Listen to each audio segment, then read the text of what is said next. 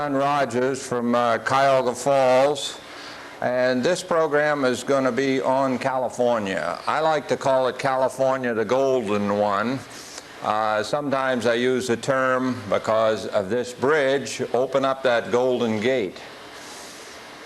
In 1849 and 1850, people poured into my countryside looking for gold, and some did find the elusive metal. But many more found my true gold, my diversity of terrain, plants, climate, animals. Today, people are still discovering this more valuable gold, and you can too. Where do you start? Some of my cities provide worthwhile experiences, but to really discover me, you have to come out to my countryside and its surprises. A look at 4 of my plants should convince you of my diversity, and to see them, I'll get you into some different terrains. We'll start with my redwoods. Those are sequoias, my trees of the seacoast, the ones that love that seaborne fog. They grow big around and very tall, the tallest in the world. You'll find some south of my Golden Gate, but most are north of that point and on up to my northern border with Oregon, and always fairly close to my seacoast. Streams run through my redwood country, and surf pounds my shore, and often you'll see the softening effect of that life-giving fog.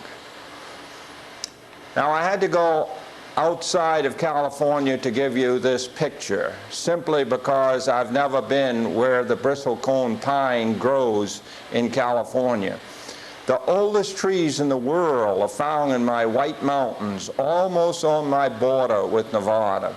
It's very dry out here, but the bristlecone pine has used it as a home for thousands of years. And the specimens you are seeing are also western. They're from Bryce Canyon over in Utah. But the oldest tree, it's called Methuselah. It's a scrubby specimen. It's hard to argue, however, with the ripe old age of over 4,000 years. I think the figure is about 4,400 years old for Methuselah. This area is also hot, and it won't be long before you're ready for the next plant. Come up to my high Sierra country to see the largest living thing in the world. It's one of my big trees, also a sequoia, growing in your Sequoia National Park. Man has named it the General Sherman tree. It's at least 3,500 years old, stands 272 feet tall, and has a diameter, not circumference, a diameter of 37 feet. The mountains may have snow on them, and you may see much water flowing, for this is high mountain country. We call it the High Sierras. And if you can see a tiny little lake, it's not all that tiny in the background of this picture, that's Tenyon Lake. The other plant that I want you to see is a Joshua tree. We're down south now and out in some more desert, and that means dry and hot. It sets no records, but what a curious plant this is. It's a member of the lily family, and it grows with other interesting specimens, such as the Arcatella and the Chowla. And over on that ridge, now I always have to wonder which ridge it is. I'm not sure if I'm talking about that ridge or that ridge, but one or the other of those is a San Andreas Fault that runs all the way out into the sea at San Francisco. Start where you will. I have something of interest for you. The Pacific Ocean pits its power against my coastline and often comes away the winner. But the beauty that this struggle produces is a sight to behold. The Big Sur area is a dramatic example of that power and that beauty. But cliffs and surging surf and beautiful beaches can be found the whole length of my coastline. And this particular one is at Monterey. If you come into my southern section from the east, you're seeing some of my desert. Perhaps you're driving across my Mojave Desert and you wonder what happened to all of the plants. The picture is of Death Valley. If you think this area is hot, go up into my Death Valley. Alkaline flats stretch as far as you can see. The lowest point on the North American continent is down there. Move just a little further north and I'll show you some of the most beautiful sand dunes around. You're going to see those later on. But that heat does get to you, and therefore, let's move on. Was it the desert heat that drew you to my high mountains, my Sierra Nevada? I should say chased you to my high mountains. Remember the big trees that I told you about? They're here, but there is much more in these beautiful mountains. High waterfalls, polished domes of granite, animals, cliffs 3,000 feet high, meadows and forests. Incidentally, Sierra means sawtooth range, and therefore speak of my range of light as Sierra Nevada and leave off the word mountain at the end. Yosemite National Park would be a good place to start your mountain adventure. Man has laid out many trails, and I have peaks to test you if that is your goal. But remember, no one really conquers a mountain. The test is of yourself. My everlasting hills will be there when you are gone. My advice is to enjoy the moments that you spend with me and go home refreshed. The mountains in my northern section are quite different from my Sierra Nevada. These are the southernmost peaks of the Cascade Range, which extends down from my neighbor to the north, Oregon. I should say also it extends all the way up into Washington as well. Lassen Peak, and that's the one you're looking at, and Mount Shasta, you will see it later, stand out in this area. And it's easy to see that there are volcanic cones. And as recently as 1915, my countryside was devastated by the eruption of the very peak that you're looking at, Lassen Peak. Don't forget my Central Valley and its abundance of fruit trees, vineyards, vegetables, nuts, and flowers. Next, take a look at my offshore islands. A fairly easy place to start would be Catalina Island. As you approach, the island looks rocky and barren, but spend some time walking around and you'll change your mind. Pay particular attention to the flowers and birds. And when you get back to my mainland, do a little wandering. Your National Park Service has recognized my uniqueness, and my land contains 6 national parks and 7 national monuments. You'll probably not be satisfied until you visit some of my cities, and this is the area of San Francisco down at the piers. Even if you don't visit San Francisco for your city, you must see the Golden Gate and its bridge. There are a few other man-made things that you may wish to see. Notice the windmills by Joshua Tree National Monument and other places in California as well, and the Queen Mary at Long Beach. But to really know me, spend most of your time studying and contemplating my natural features. I offer much in the way of rewards. And this is over to the east of Yosemite. This is Mono Lake. Now, we're going to be in this 31st state of the Union. It entered in 1850. It's first in population in the 50 states and third in area. And just for the records, the golden poppy is its flower and the valley quail is its bird. Here is the great Central Valley. Here's San Francisco here. Here are the Sierra Nevadas, the ones with the snow down here, and Lassen Peak up and through here. Mount Shasta will be in here. That's in the lower part of the Cascade Range. This coastline is really something to behold. Here's Monterey here, and right in through here is the Big Sur. And over in this valley, right in through here is Death Valley. And then this is Owens Valley here. Those bristlecone pine, I think, are right about in here. Now, we're going to go up on the northern coastline first, and there's some of that fog that I talked about. John Muir always said the clearest way into the universe is through a forest wilderness. I have a couple more statistics. California is 800 miles from north to south and about 375 miles east to west, to give you sort of an idea that it is a very large place. Right on the edge of the Redwoods National Park up in Northern California. It comes out to the sea. This is a lot of driftwood. Actually, this wood came down the rivers and then got loosed and went to sea and then was pushed back up by the waves.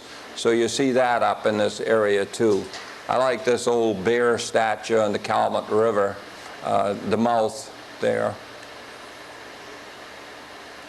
But here's that everlasting and ever-living fog, living for the coastal redwood. My wife is on the right, and she's about 5'2" or 3", so you can get an idea. These are pretty good-sized trees. John Muir again. Any fool can destroy trees. They cannot run away, and if they could, they would still be destroyed. Chased and hunted down as long as fun or a dollar could be got out of their bark hides, branching horns, or magnificent bold backgrounds. Few that fell trees plant them, nor would planting avail much towards getting back anything like the noble primeval forests. Very fine foliage and very small cones on the redwoods. This is the tree that's cut for timber. This is the one that's used in house siding and all kinds of things, picnic tables and whatever. I mentioned in the little essay that streams run through this area, and they do, and here is one. Azaleas under cover of the forest. Ferns all over the place.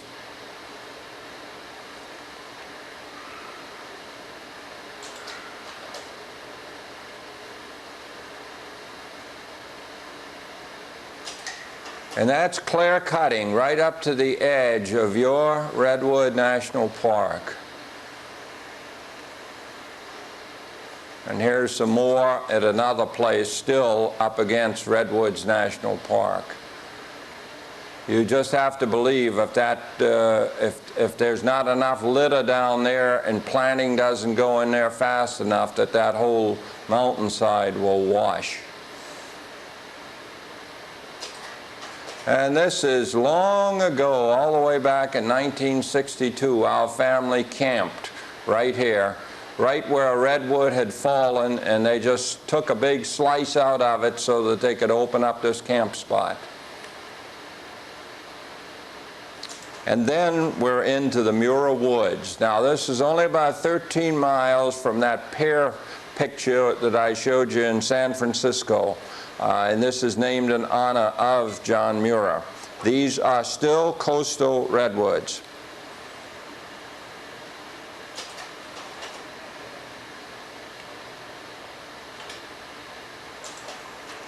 Now we go all the way in I'm not sure that we will be able to read those, but we go all the way back to the Battle of Hastings, which I think was 1066, and the Magna Carta was 1215, I know that one, and then the discovery of America and the Declaration of Independence. And this is a slice through one redwood that had fallen.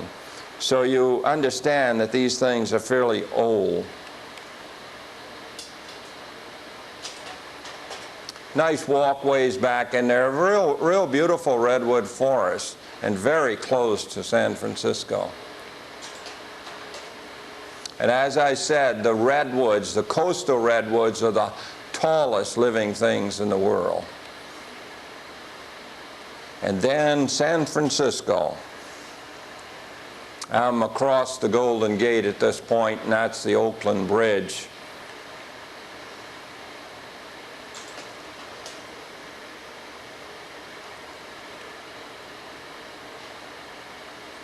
There's the Golden Gate again.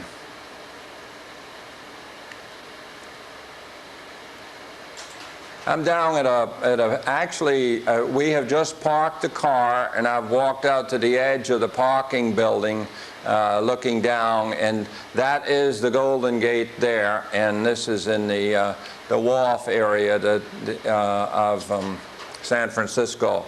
An old schooner there, and that's Alcatraz across there.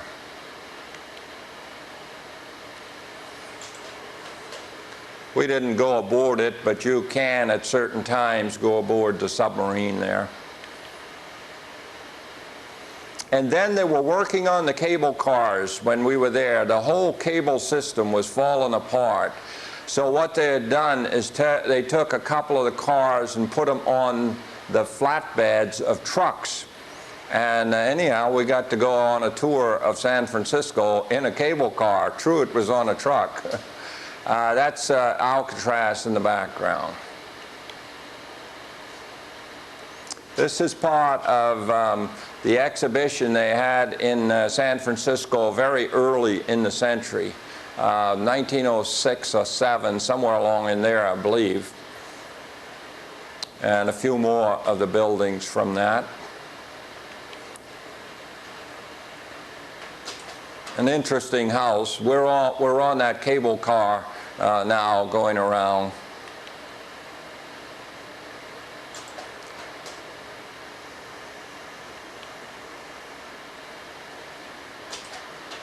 Beautiful fronts to a lot of these.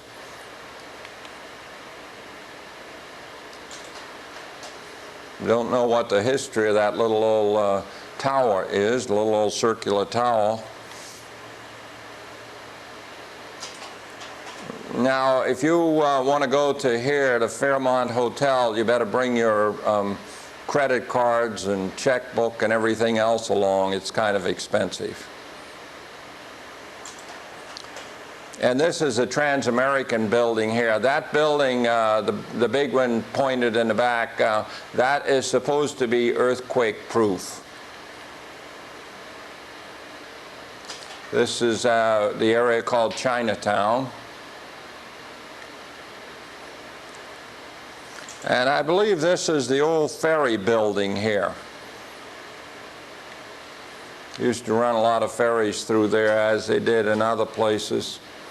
Up in this part right in here is where they do those chases when the street goes in switchbacks, and they do the chases in the mysteries and cop shows and movies and so forth. Pier 39. A lot of neat stuff down in through the piers there, and if you're interested in seafood, you can get some pretty good seafood there. Telegraph Hill.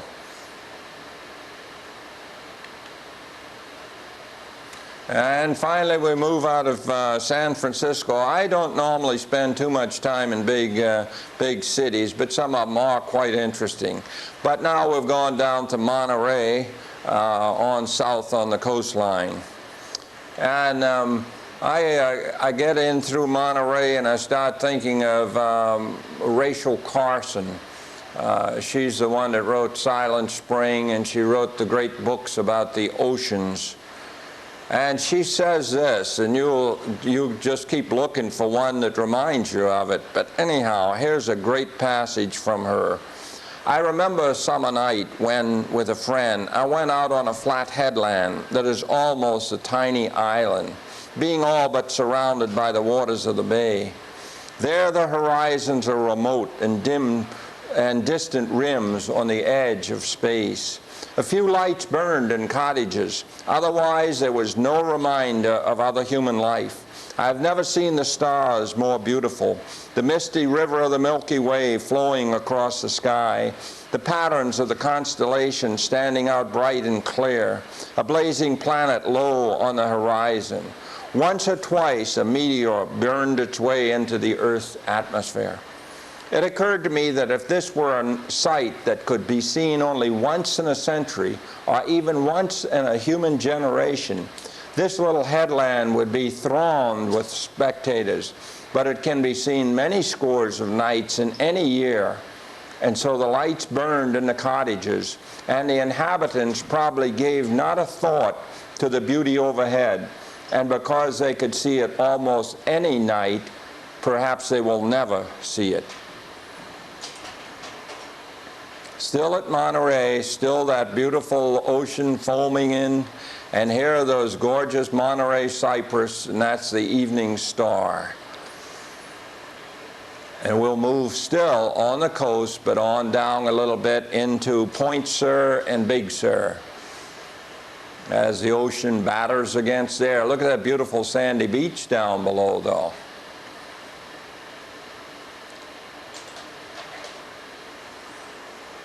That Pacific shoreline is really something. I was born and raised on the Carolina seacoast, and we didn't have anything. Everything was flat. We had a few sand dunes, but we didn't have anything like this. But we sure had that eternal ocean.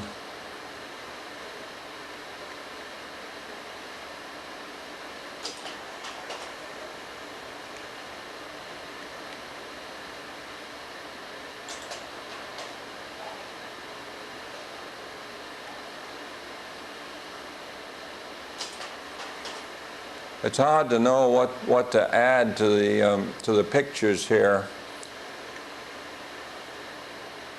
Maybe nothing.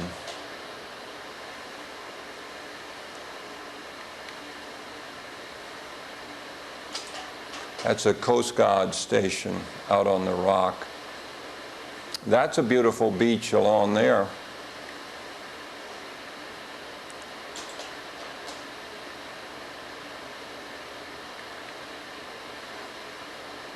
Then further on down off of Santa Barbara, some oil rigs out. This is very delicate drilling for oil here because the shell of the earth is so thin here. You really have to watch how you pull the oil out and keep the caps very tight. I'm not sure of the technology, but it's easy for an oil spill to occur there. For an oil burst as it comes out of the shell of the earth. This is Malibu. Now my wife tells me that that is not very a well-populated beach. It's populated enough for me to keep me away. Note the sailboats out too. But she grew up in the New York area, and she considers these kind of things by Coney Island. So I guess it maybe isn't too many people there yet. And you can't photograph out here without getting at least a palm tree somewhere along the way. And you see way off in the distance the Hollywood sign, and we're down in that neck of the woods. Here's Paramount Pictures.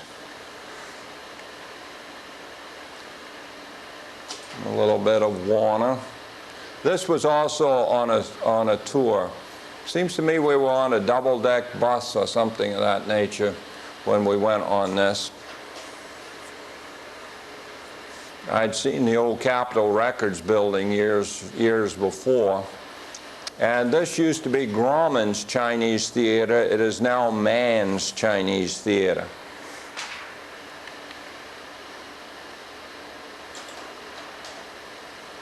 And that's one of the, that's Roy Rodgers. Since my name is Rodgers, but Roy didn't know how to spell the last name, he left the D out.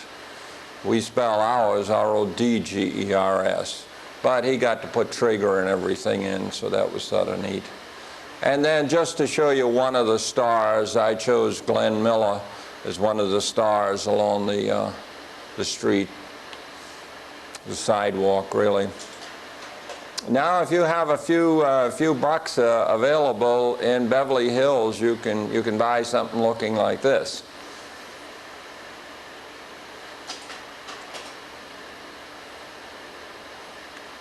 Kind of an expensive location. Now, a lot of people have been out into the Los Angeles area and have never been out to the La Brea tar pits. Well, out to them. They're right downtown, actually. Now, these are tar pits, and this is Ice Age animals. That's the saber-toothed tiger there. And the whole thing is depicted, and the animals are there, what is remains of the animals, and those were wolves attacking Ice Age animals. This is a sloth up here, and a mammoth in the background, and look at the tusk on that saber tooth. And here is a mastodon skeleton, found right there at La Brea. And this is the wolf.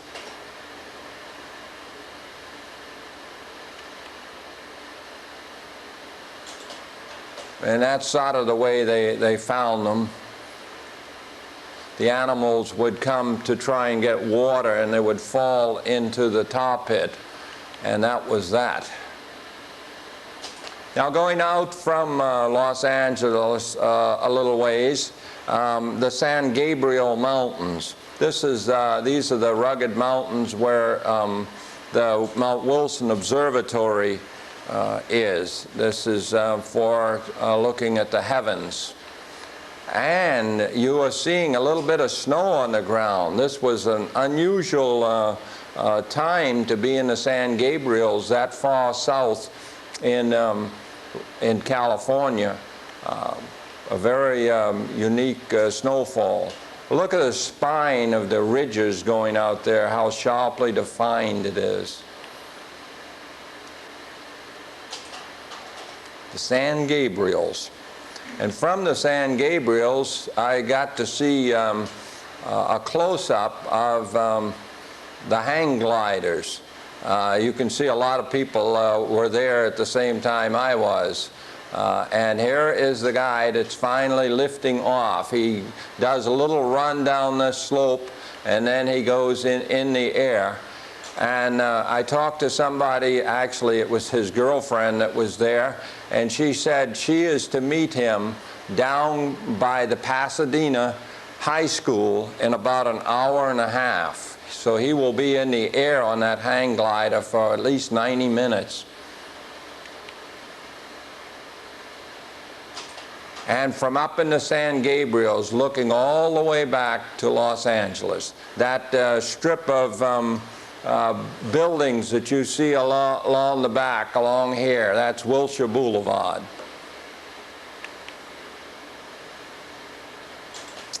Now, I mentioned a good island to go to see is Catalina, and that's where my brother-in-law and I are headed now. We were on a ferry going over. We're just leaving Los Angeles, and now there's Catalina off in the distance.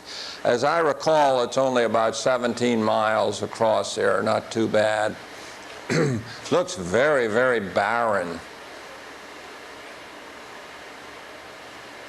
And this is its main town, which is Avalon, that we're coming into. That's the Avalon Ballroom. You've probably heard music coming out of there on radio a few years ago.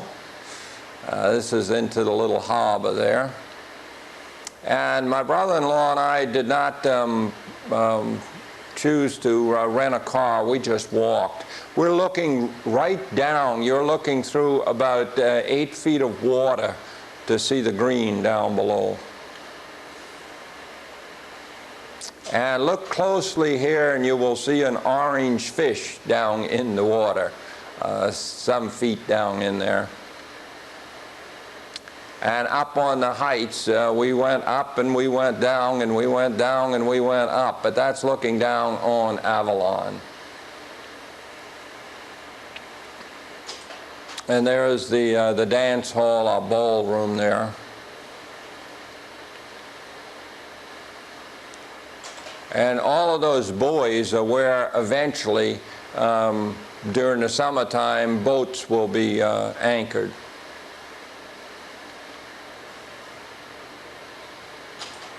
And we're looking down into a valley now. We're fairly high up. And we're going into the Wrigley Memorial area, and there's a garden in there with all kinds of cactus, mainly cactus, or the succulents, I should say. and it has the Wrigley Memorial. This is the chewing gum people, is where the money came from for this. And quite a few of you by now are familiar with bougainvillea, but this is a beautiful red one. Coming back over to Long Beach now, which is the port of Los Angeles. We're going to take a look at that ship, the Queen Mary. It's docked there, and it is a hotel these days. At least it was when I went aboard. You can actually see the word hotel there. I'd never been aboard the Queen Mary before, so this was my first time.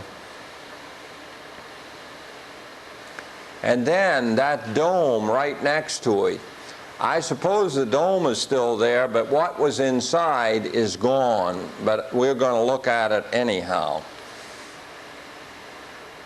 And that is the Spruce Goose. This is Howard Hughes's plane. It actually flew only for about 1 mile. It got up about 70 feet, and that was it. And it never was used as a military plane or a transport plane or anything. But it's such an interesting thing that it was in that dome. It was moved later on. I'm not sure. I lost track of where it is. Somewhere up in the northwest, I believe. And then out on the, still in the Los Angeles area, the Palo Verde Peninsula.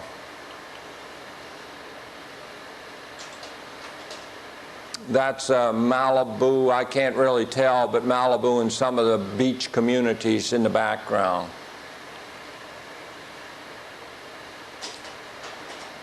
A lot of people go to Los Angeles and they never go out to Palo Verde, and they really miss some real beautiful seascapes. Those waves that you're looking at there are, these are normal waves, and they're about 15, 20 feet high. When a Pacific storm hits, they're really high. Now, in case you're having trouble reading, that says rattlesnakes may be found in this area. Give them distance and respect. And you better not kill them.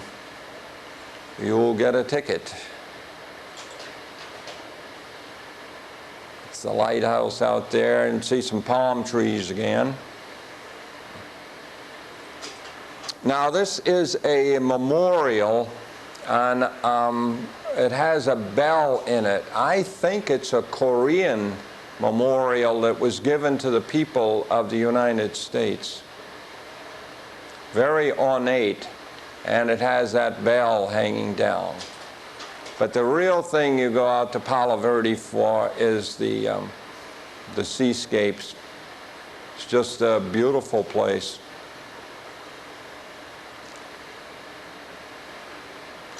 You have tidal pools down there. A lot of little fish are swimming in that tidal pool there.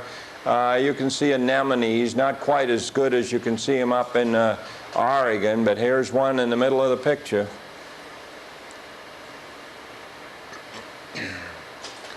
And out there are some of those crazy people that ride surfboards.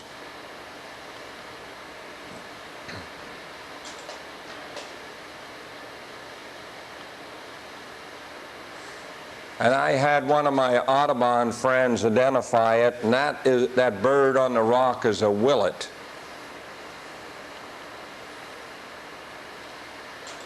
And look at the size of that wave. Now, I went back out to Palo Verde. I had been up to Yosemite, and I came back, and they had a storm out in the Pacific, so I went out there and photographed a few things, including this wave. And that wave is probably about 25 to 30 feet high because of the Pacific storm. And that's why those guys are out surf riding. Then moving on down just a little ways, the old Capistrano Mission. This is where the swallows return to Capistrano. Bougainvillea again. This is one of the old missions, and certainly when you go to California, you should see at least one or more. And if you can only see one, be sure it's Capistrano. It's a real neat one. This is in one of the chapels.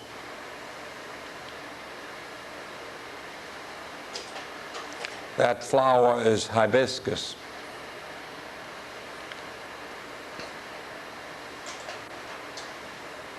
And these are those famous bells, and that is bougainvillea on the right. So be sure you pay a visit to this lovely old Capistrano mission. I'm not sure that I can say that the swallows will be coming back. This is the remains of the old church after an earthquake destroyed it many, many years ago. Now we've gone out to Joshua Tree National Monument. This is in the area of 29 Palms, out not too far from Palm Springs. I showed you a Joshua tree before, but here's what they look like. And notice the snow on the mountains in the background. All kinds of neat rock formations, a very good stand of Joshua trees. Yes, it should be, because it's Joshua Tree National Monument, and that means it belongs to you and I and all of the American people. Look right in the center of the picture and you'll see one of the plumpest, slickest coyotes I have ever seen. He looked like he was living off the fat of the land.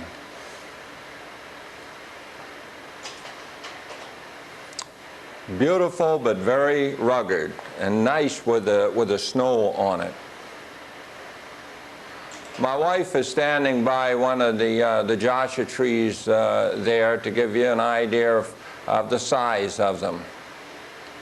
This is a member of the lily family, the Joshua tree. Not the thing you're looking at now. You're looking at the cholla. This is a cactus. There's a little wren that actually makes its nest inside there, and I guess it doesn't have too many that come in to bother it through all of those spines. And my brother-in-law is standing by a curious bush. It's an ocatilla, and it will drop its leaves when it gets too dry, so it will not lose so much moisture.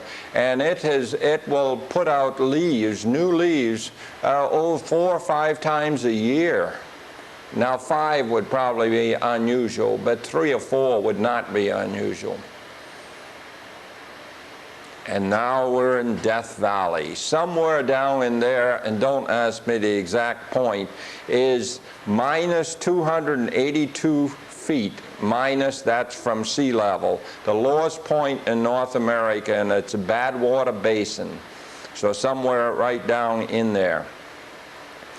In Death Valley, I not only dropped to the lowest land spot in North America, but I record some of the highest temperatures. Here I stretch in vast areas of alkaline flats, but you'll remember me for my picturesque sand dunes. Incidentally, that was a quote of my own from a little book that I wrote. Those alkaline flats are just stretching there. And here's in the area around Dante's Inferno, it's called.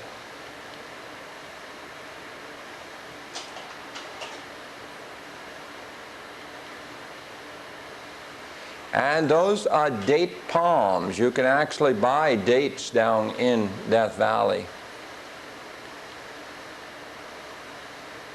And that's one of the old rigs that used to bring the borax out of the mines.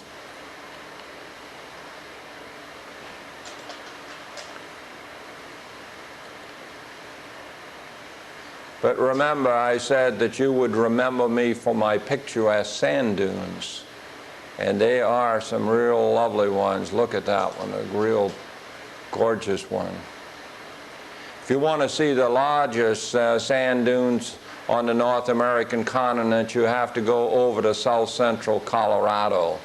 But these are very picturesque here. We're moving now to the back of Mount Whitney, out in Owens Valley. We have come up now quite a few feet actually from Death Valley. Now Mount Whitney is these peaks right in here, and Mount Whitney is 14,495 feet. It's the highest point in the lower 48 states.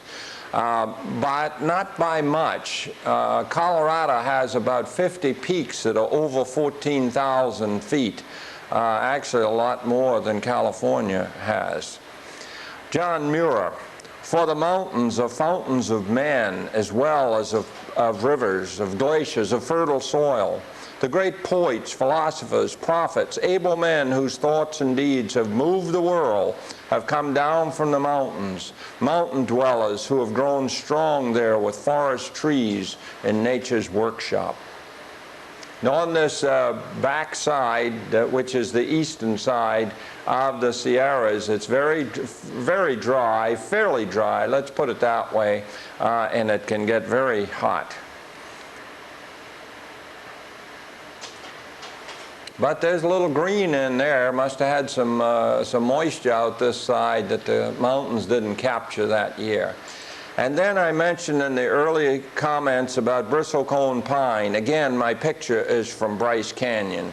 But the bristlecone pine in the White Mountains is about 4,400 years old, and it's the oldest living thing in the world. And I have not been into the very dry White Mountains of California. So I have not actually seen old Methuselah, the oldest one. But here's what it looks like close up. You can see cones and you can see the foliage of it. And this particular picture was taken at Cedar Breaks, which is also in Utah.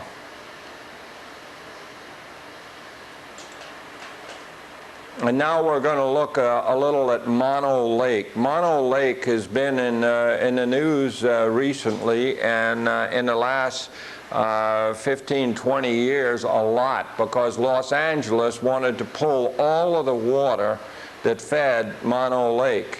They pulled a lot of it, but the courts and lawsuits and everything kept them from pulling it all. So you have these strange tufted formations in Mono Lake. It's a real mecca for seabirds. Well, I shouldn't say seabirds, for water birds, let's call it that, waterfowl.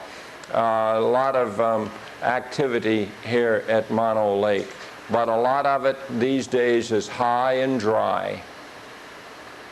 This is right on the eastern side of the great Sierra Nevada. And you would go not many miles away, you would go in the back entrance, Tioga Pass, into Yosemite. But I am leaving Yosemite to the last of this presentation, and we're going to go on north for just a little bit. And we are at Lassen Peak National Park. Mazanita Lake, we'll see in a moment, Lassen Peak, and this is the area. These are hot springs, not as gorgeous or as outstanding as Yellowstone, but these are hot springs. This one I think is called Bumpus Hell or something of that nature.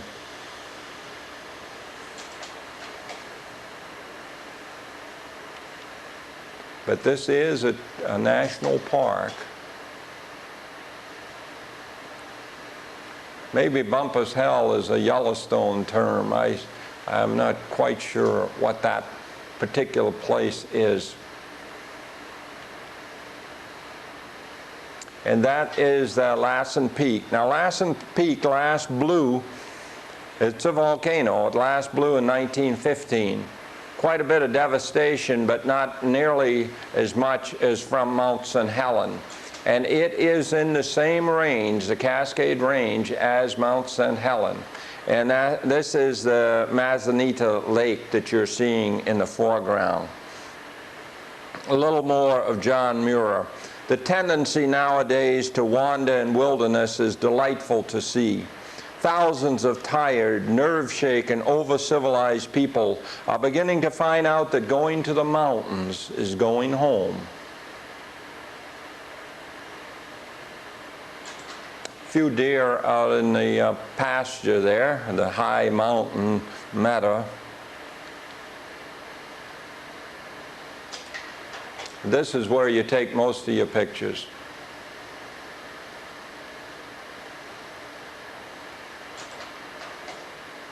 Simply because of the reflections. Then we moved on that night, and we were camping, and it was just my wife and I, and we camped at a national forest. And the next morning, we camped within hearing distance of this stream. The next morning, a lady told my wife, if you're going north, and we were, be sure to stop at MacArthur Burney State Park. You won't regret it. So we had passed it about 100 yards, and my wife says that's the place that the lady said we were supposed to visit. So we turned around and went back to visit it. This is that same gorgeous little stream, but this is MacArthur Burney, the waterfalls there. This is a California state park. And it's one of the most delightful waterfalls, not the largest by any means, not the broadest or anything, but just delightful. There were swallows flying all around it, and it had a nice trail going down in it, and it's not all that deep. Just a delightful time there at MacArthur Burney.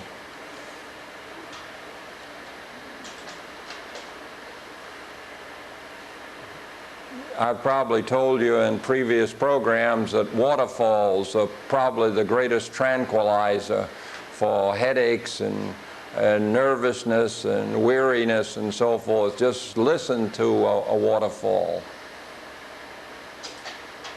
Now we're in extreme northern California, and that is Mount Shasta.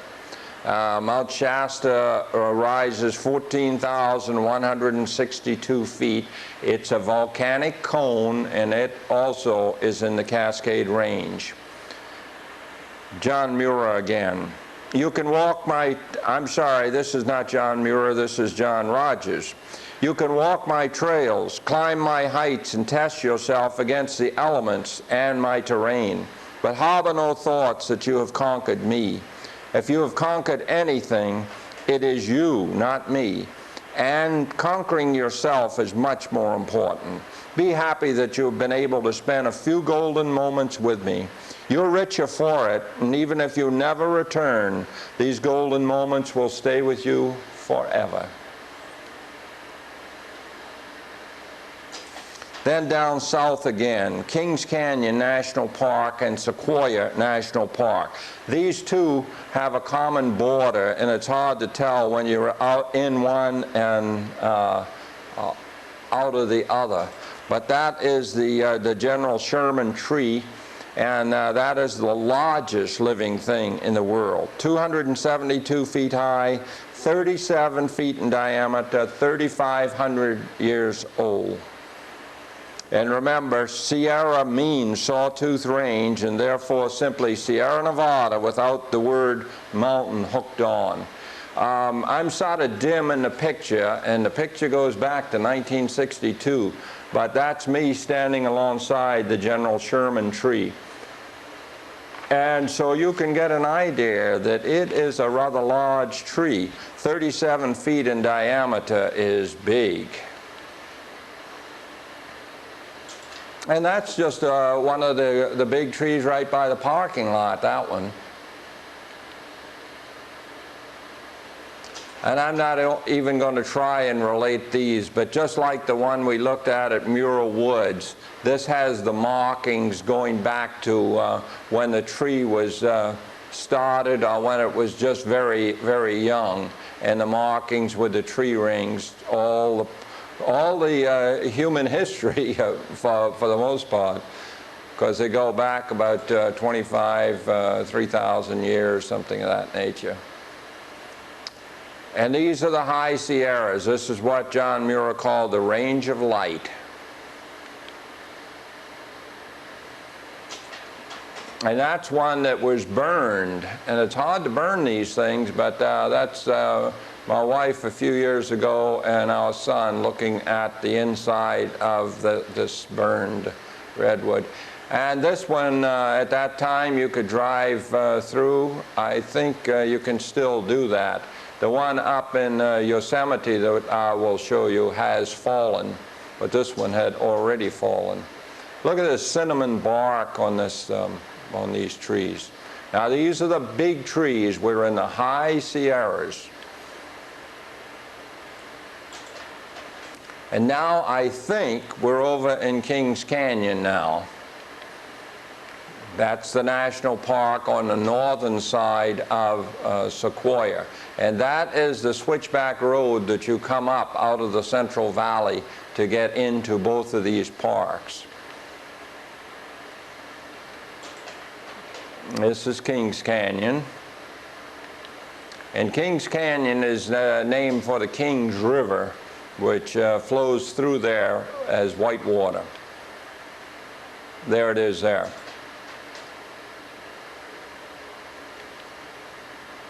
Years ago, when the Sierra Club was very young, one of the things that they did was prevent the damming of the Kings River, which would have ruined the Kings Canyon National Park. You're always fighting against your own government. Big trees. And now, not a very good picture. It's overexposed, but that is Donna Lake. And I'm roughly, not exactly, but roughly in the area of Donna Pass. And that's where we had one of the Pioneer trains stranded in the Sierra Nevada, and they lost over half of their people. And then the aqueduct and the San Andreas Fault. This is an aqueduct taking water down to Los Angeles, and right behind it on that ridge is the San Andreas Fault.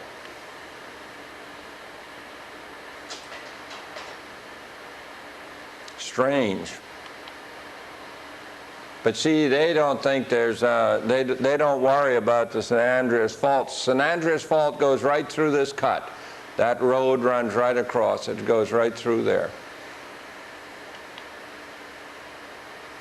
And yet, we're told that an earthquake along the San Andreas Fault, a big one, is long overdue.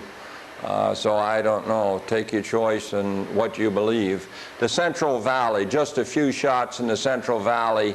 One of the main features that I think is so nice, and I was driving back from Yosemite to Los Angeles at the time, is they label what the crops are. Wine grapes, table grapes, almonds, all kinds of things along the road are actually labeled for you. This is a helicopter spraying the bloom of almonds.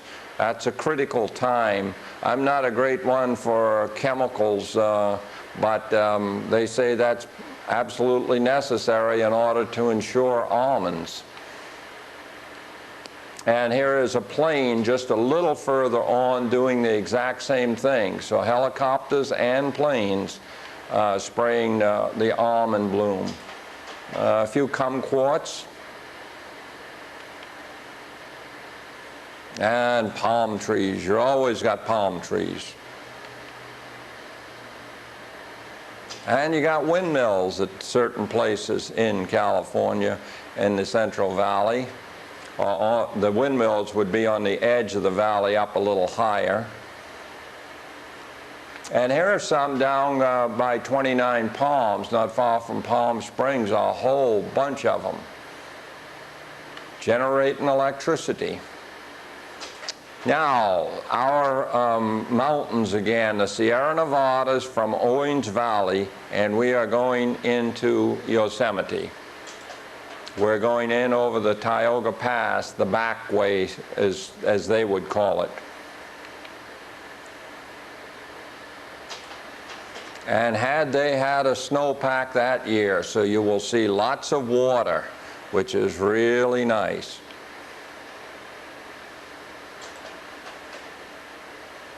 I can't remember exactly which slide it is, but I think, yes, by now we are definitely in Yosemite National Park.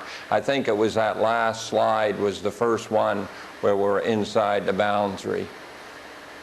And we're up in what's known as the Tuolumne Meadows.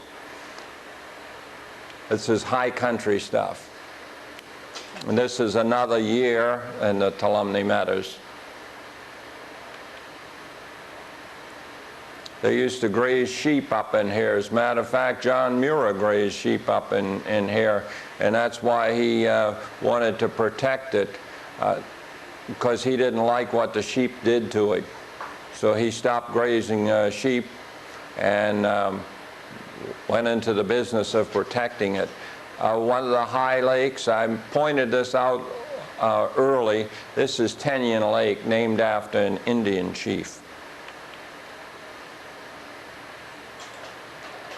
And that is Half Dome off there. You'll see Half Dome to a better advantage later on.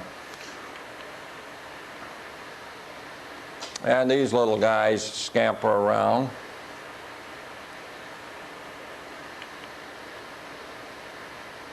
And that is a Yosemite bear, the only one I've ever seen. I took this picture all the way back in 1962. And here's some of that water. And I'm going to do a little quoting of John Muir. Climb the mountains and get their good tidings. Nature's peace will flow into you as sunshine flows into trees. The winds will blow their own freshness into you, and the storms their energy, while cares will drip off like autumn leaves.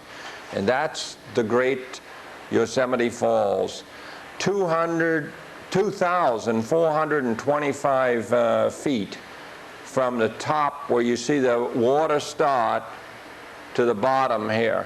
The upper falls is 1,430 feet, and I don't know what the lower falls is, something less than that, but the total is 2425, almost a half a mile. Yosemite Valley floor is about 4,000 feet above sea level. That would be this area down in here. And El Capitan, the cliff, well, this is the cliff here. I'm up in the valley now on a dome. This cliff here rises 3,564 feet above that valley floor. And then Half Dome, that's the mountain under there, rises about 4,748 feet, let's say 5,000 feet above it. And the dome that I am on, that this old tree is on, is Sentinel Dome, and it rises a little better than 4,000 feet above that valley floor. This is an old Jeffrey pine. I'm glad I took this picture in '62 because the old fella died. And looks like that today. They took a boring of it at that time, and it was 400 years old, that old Jeffrey pine. I have no idea how these flowers get started or where they grow, but there's just got to be little pockets of soil in amongst the rock. And it's just a great place to be. Now, this is Half Dome, and this is the Merced River coming down. The first fall is Nevada up here, and it is almost 600 feet. And then Vernal Falls on down below. It's a little one down here. You're looking right into rapids, and Vernal Falls is only about 300 feet. And then when we get down further, we will see Bridal Veil. This is Vernal here. And I believe that's Nevada.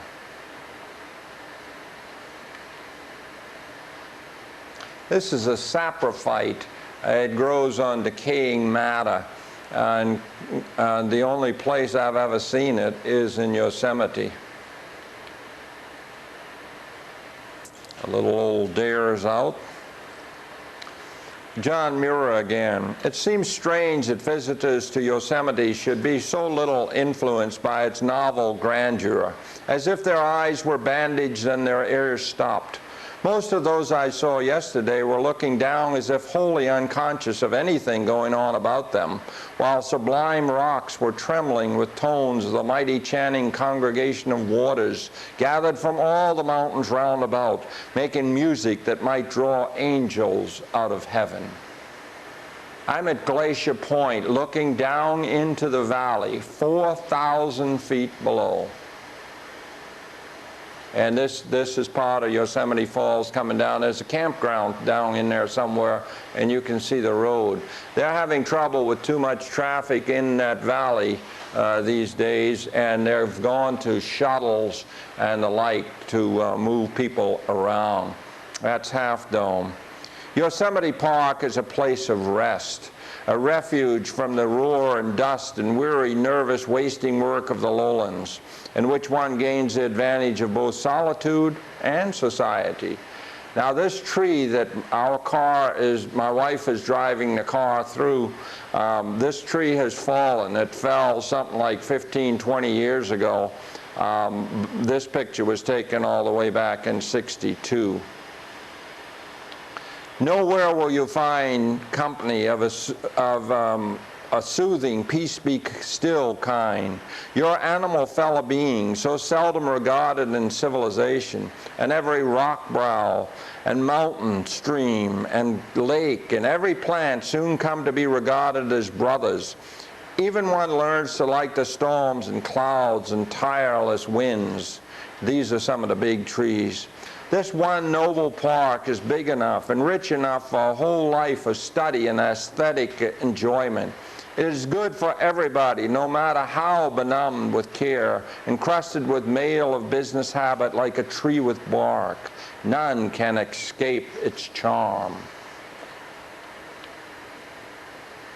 Now I have a few figures on this. This is called the Grizzly Giant in a Mariposa Grove. Yeah, I believe that's the Grizzly Giant. 2,700 years old, a height of 209 feet.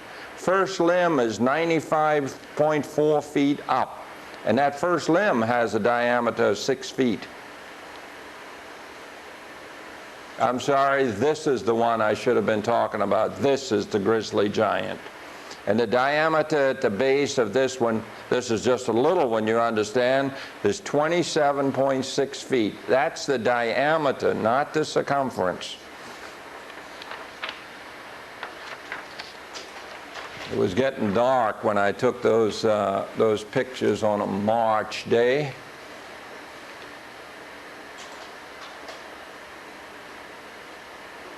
I even went over to one of these, a grouping here, and put my hand against it and then leaned against it to see what it would feel like to lean on something that was 2,000 years old.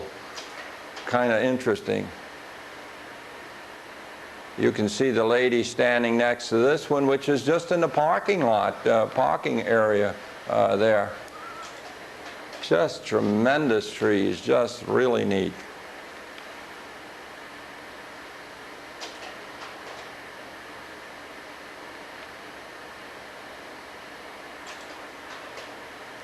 And that's the valley. This is El Capitan on the left, Half Dome all the way in the back, and that waterfall is Bridal Veil. And Bridal Veil is about 600 feet. Stella's Jay. This is the Western Blue Jay, it's called.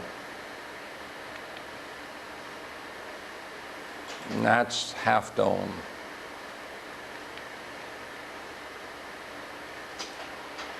El Capitan, the cliff.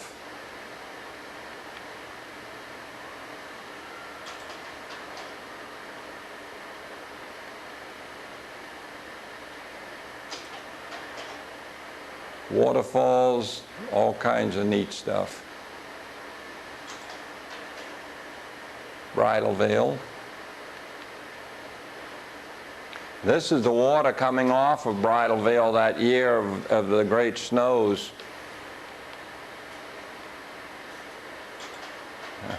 This guy was not very happy. Too many cars were stopping.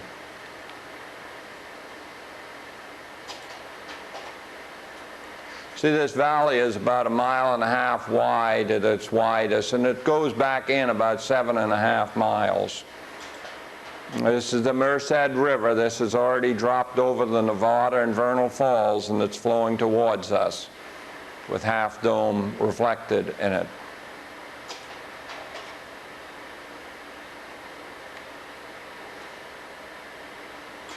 And yes, that picture is put in there right, because virtually everything you're seeing is a reflection in the stream.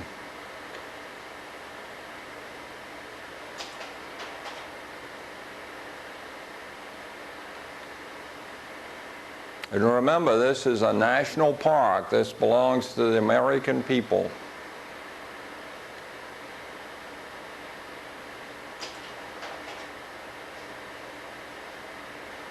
You wouldn't think it did, the way Congress and the President and the Secretary of the Interior and the head of the National Park Service and so forth, all the things they do, especially the Congress.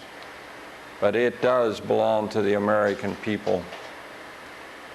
Another one of the Stellas, blue jays, in what they call a western red cedar. It's really an arborvitae.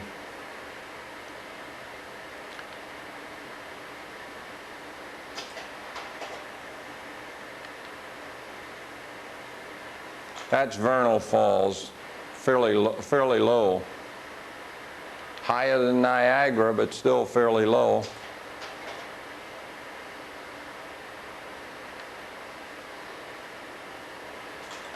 You can see that I'm out in a flat meadow now, and that's Yosemite Falls in the background there.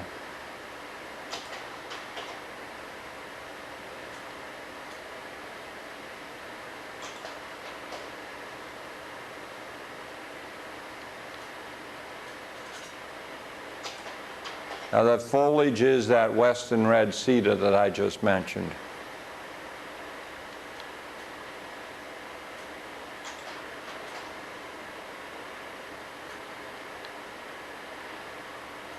Now that's what it looks like when they have not had the heavy snows in the high country. But I like it better like this.